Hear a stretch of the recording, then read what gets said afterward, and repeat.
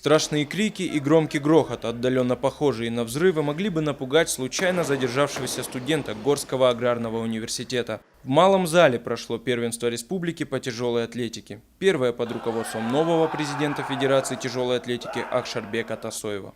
Ожесточенная борьба между спортсменами впечатлила главного судью первенства и тренера сборной Осетии по тяжелой атлетике. Соревнования прошли на высоком уровне и солидно. Президент нашей федерации Тасоев Ахшарбек Борисович приложил усилия, в том числе по поводу награждения и премирования, и также обеспечения всем необходимым для проведения данных соревнований. Считаю, что все прошло хорошо.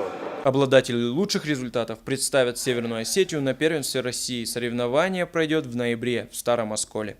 Феликс Макиев, Артем Балатаев, Михаил Безуглов, Осетия ТВ.